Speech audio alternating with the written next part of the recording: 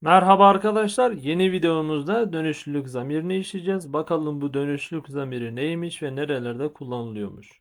Arkadaşlar dönüşlülük zamiri Kürtçe'de kendi anlamına gelen hue kelimesidir. Bunun en temel özelliği ise fiilin yönünü sahibine döndürmesidir. Örneğin min huvestand ben kendimi yordum şeklinde cümle kurabiliriz bu zamirle.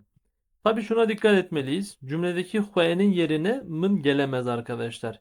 Yani mın vestand diyemem ya da mesela mın dit diyemem. Mın dit dediğimizde bu ben beni gördüm anlamına gelir. Halbuki ben kendimi gördüm cümlesini kurmak istiyorum. Mın hue dit demem gerekir. Yine tabii şuna da dikkat etmemiz gerekiyor arkadaşlar. Bizimle aitlik bağı olan bir varlık özne olduğunda aitliği her zamanki gibi mın ile yapacağız. Fakat bizimle aitliği olan o varlık nesne olduğunda ise arkadaşlar bunu hue ile yapmam lazım. Bu son anlattığım örnekler üzerinden göreceğiz. Bakalım nasılmış. Bakın arkadaşlar. Bavemin ezditim. Burada babam özne olduğu için ne yaptık? Bavemin dedim. Burada da aslında babamdan bahsediyorum ama bavi hue dedim. Neden? Çünkü benim babam burada nesne konumunda. Bakın yukarıda beni gören babam, burada ise ben babamı görüyorum. Babam işten etkilenen cümlenin nesnesi. O yüzden burada bavemin dedim. Burada bavi hue dedim arkadaşlar. Bu önemli bir detay arkadaşlar. Bunu bilmemiz gerekir. Yine bakın bir başka örnek. Hevalimin ez birim. Arkadaşım beni götürdü. Min hevali haber ben arkadaşımı götürdüm. Bakın arkadaşım arkadaşım diyorum ama fark ne? Burada arkadaşım özne hevalimin diyorum. Burada arkadaşım nesne hevali hue diyorum arkadaşlar. Buna dikkat edelim. Min hadreşkir.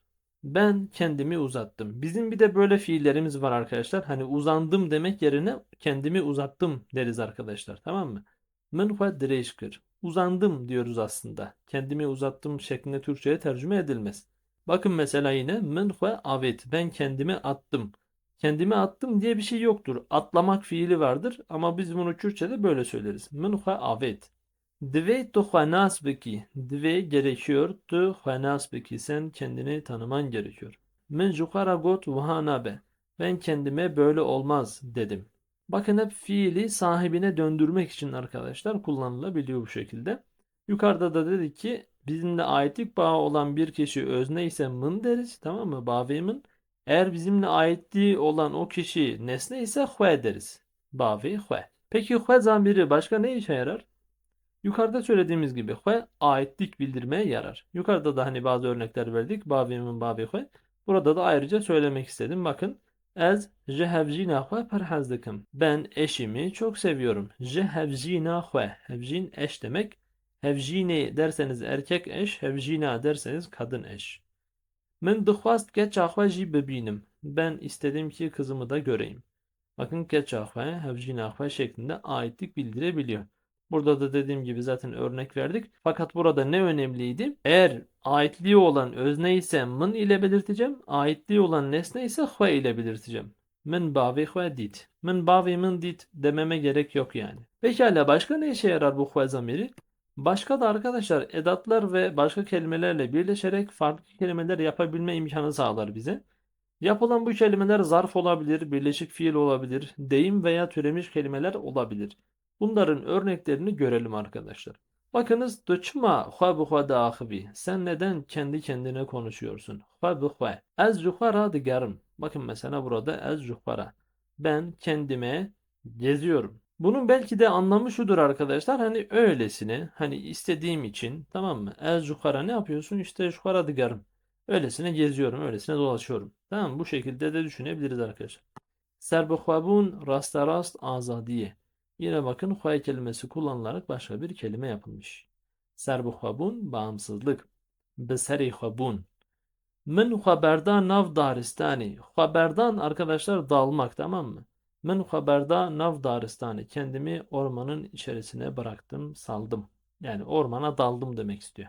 Dünü buhadhasi. Buhahasin fiili arkadaşlar kendinin farkına varmak. Dünü buhadhasi. Sen yeni mi kendinin farkına varıyorsun? Emi liberhubedin. Liberhudan direnmek demek arkadaşlar. Emi liberhubedin direneceğiz. Xwekar neke. Bila dengê derkebe. Xwekar neke. Xwekar kirin sessiz kalmak demek arkadaşlar. Xwe ker neke. Sessiz kalma. Bila dengê te derkeve. Sesin çıksın. Divê em xwezayê biparêzin. Divê em bizim ne yapmamız gerekiyor? Xwezayê biparêzin.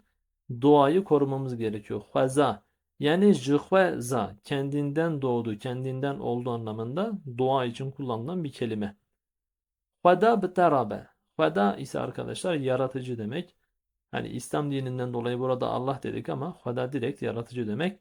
Burada bir iddiaya göre arkadaşlar Huda yani kendini verdi, kendi kendini meydana getirdi anlamında olduğunu söylüyorlar. Bu da mümkündür. Huda betarabe. Allah seninle olsun. Bisekene. Juhe vestiyame. Bakın juhe ne demek arkadaşlar? Zaten demek. Juhe. Zaten. Ez ê bi xwe karê xwe bikim. Ez ê bi xwe ben kendim işimi yapacağım. Az önce ne geçti? Xwe bi xwe geçti değil mi? Kendi kendime. Ez ê bi xwe karê xwe bikim. Ben kendim işimi yapacağım. Ez avekî bi ser xwe da bikim. Başıma bir su dökeyim, bir duş alayım arkadaşlar. Bu anlama geliyor. U kincên xwe li xwe bikim derkevim. Kincên xwe elbiselerimi li xwe bikim. Lütfeklerin giymek demek arkadaşlar. Bakın hue zamirinden ne kadar çok kelime yapıldı değil mi arkadaşlar? İşte bizim bu hue kelimemizin böyle böyle faydaları var. Böyle böyle farklı kelimeler yapmayı sağlıyor bize. Umarım video faydalı olmuştur. Video hoşunuza gittiyse beğenmeyi unutmayın. Arkadaşlarınızla da paylaşın. Kanala da abone olup bildirimleri açın ki yeni gelen videolardan haberiniz olsun. Spaslar.